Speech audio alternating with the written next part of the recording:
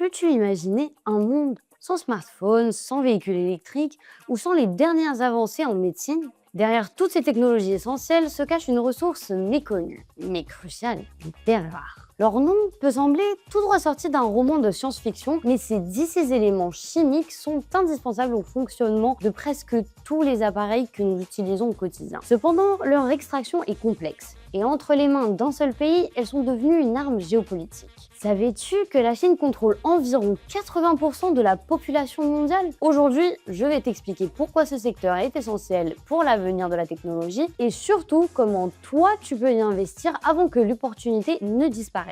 Comme toujours, je tiens à être transparente avec toi. Je ne suis pas un conseiller financier professionnel. Mon objectif est de partager des informations et des analyses basées sur des sources fiables pour t'aider à prendre tes décisions éclairées. Toutefois, ce n'est qu'une opinion et je t'encourage vivement à faire tes propres recherches avant d'investir. Et si ce contenu te plaît, pense à t'abonner à la chaîne et tu trouveras en description un lien vers ma newsletter. Que sont les terres rares? Lantane, cérium ou néodyme? Non, ce ne sont pas des noms de sorts d'Harry Potter. Ce sont quelques-uns des 17 éléments chimiques qui forment une série de matériaux que nous connaissons aujourd'hui sous le nom de terres rares. Et pourtant, malgré leur nom, ils ne sont pas si rares.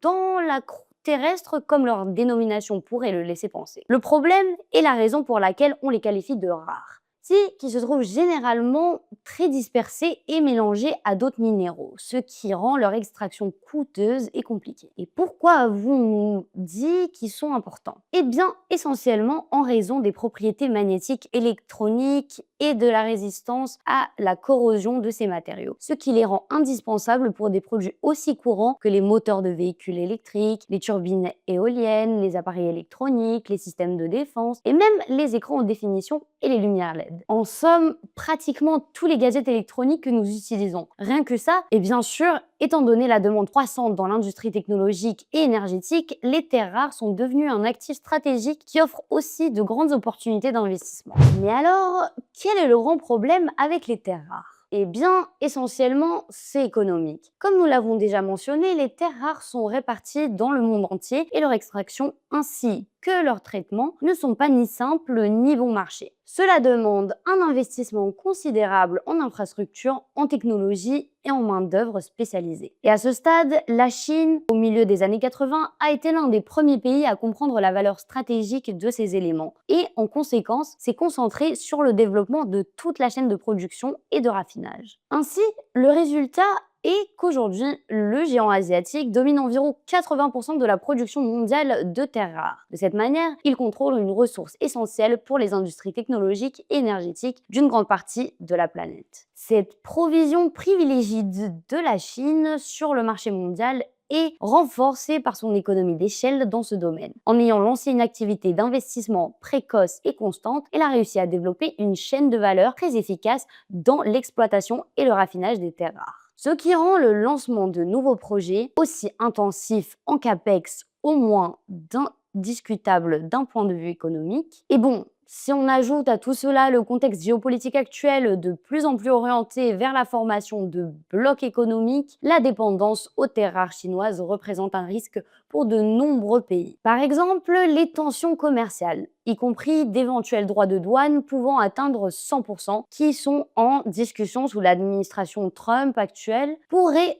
renchérir ou restreindre l'accès à ces matériaux critiques, déstabilisant des secteurs comme l'électronique, la fabrication de véhicules électriques et l'industrie militaire. D'accord, donc si les terres rares sont si essentielles pour l'industrie technologique et militaire, est-ce qu'elles ne sont vraiment pas subventionnées en Occident? USA au travail. D'un côté, les États-Unis ont pendant de nombreuses années pratiquement abandonné leur production de terres rares, allant jusqu'à fermer certaines mines. Le coût environnemental était élevé, tandis que la Chine concurrençait avec des prix très bas. Mais avec l'arrivée du second mandat de Trump et son urgence climatique, les choses semblent prendre un tournant radical. L'objectif est de relancer le secteur en subventionnant son exploitation. En fait, je suis sûre que tu as entendu parler de sa proposition la plus marquante, la fameuse idée d'acheter le Groenland au royaume du Danemark. Même si cela peut sembler être être une autre folie made in Trump, il s'avère que le Groenland abrite 43 des 50 matériaux que le gouvernement américain considère comme essentiels pour son industrie. Et si l'on parle uniquement des terres rares, 2% des réserves mondiales s'y trouvent, bien que des protections plus récentes estiment qu'entre 15 et 25% de ces réserves seraient enfouies sous cette glace brute. Alors regarde bien,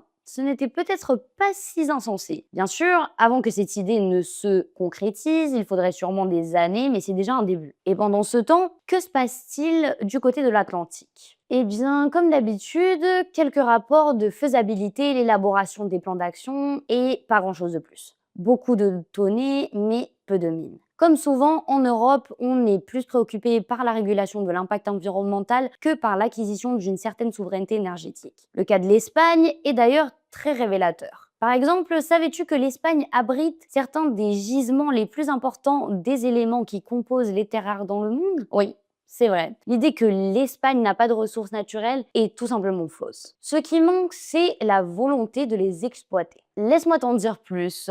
Le pays possède d'importantes réserves de minéraux stratégiques comme le coltan en Ourance, le lithium à Carceres et par ailleurs dans le lit marin des Canaries, on trouve de plus grandes réserves de tellure du monde. Mais le plus grand gisement de terres rares en Espagne se situe à Ciudad Real. Selon certaines estimations, il pourrait satisfaire environ un tiers de la demande de l'Union européenne. Cependant, la majorité de ces projets ont été paralysés par la justice espagnole suite à des plaintes de divers collectifs. Rien de nouveau, cette fameuse culture du non si typique de l'Espagne avait déjà stoppé des prospections pétrolières dans la zone des Canaries en 2015. Et nous en sommes là, tandis que certains pays s'activent pour sécuriser leurs ressources, d'autres restent dans le limbo de l'indécision, paralyse par analyse. Mais bon, venons-en à ce qui nous intéresse. S'il y a tant d'inquiétudes quant à la rareté de ces éléments, et si en même temps la Chine, qui en contrôle de 80%, peut fermer le robinet à sa guise si la guerre commerciale avec Trump se complique, alors investir dans des entreprises ou des fonds dédiés à leur production n'est peut-être pas une mauvaise idée. Alors, comment investir dans les terres rares? Est-ce possible? Alors oui, mais entre guillemets. En réalité, il n'existe que 3 entreprises dans le monde dont l'extraction et le traitement des terres rares constituent une part essentielle de leur activité. Il s'agit de la société chinoise China Northern Rare Earth Group, de l'unique entreprise américaine MP Materials et d'une société australienne appelée Linus Corp. Avant de passer à la prochaine entreprise, je te rappelle que tu trouveras en description de la vidéo un lien vers Freedom24, un broker aux commissions très compétitives où tu pourras investir aussi bien dans MP Materials que dans la société australienne. Jette-y un coup d'œil. Cependant, si tu cherches une exposition à ce secteur si particulier plutôt que de sélectionner des entreprises individuelles, une option plus intéressante pourrait être d'investir dans un ETF qui suit l'évolution du marché. C'est pourquoi aujourd'hui je te présente le Van Eck Great Earth and Strategic Metals Units ETF, le seul fonds coté Units qui suit le NVIC Global Rare Earth Strategic Metal Index, un indice regroupant les plus grandes entreprises du secteur des terres rares et des métaux stratégiques.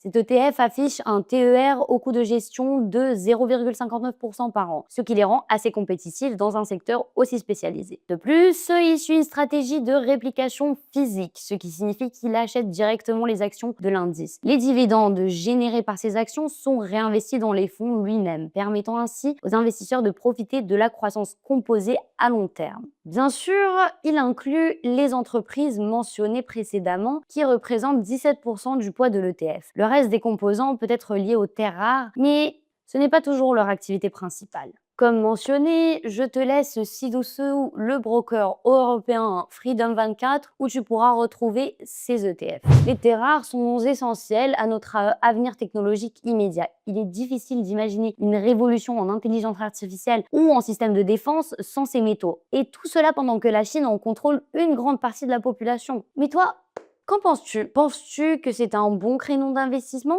Proposerais-tu d'autres entreprises que nous aurions mises? Partage ton avis en commentaire et je te lirai avec grand plaisir. Et comme toujours, si ce contenu t'a été utile, mets un like pour le soutenir, abonne-toi à la chaîne si ce n'est pas encore fait et active la cloche pour ne manquer aucune vidéo. Un grand merci pour ton temps et à très bientôt.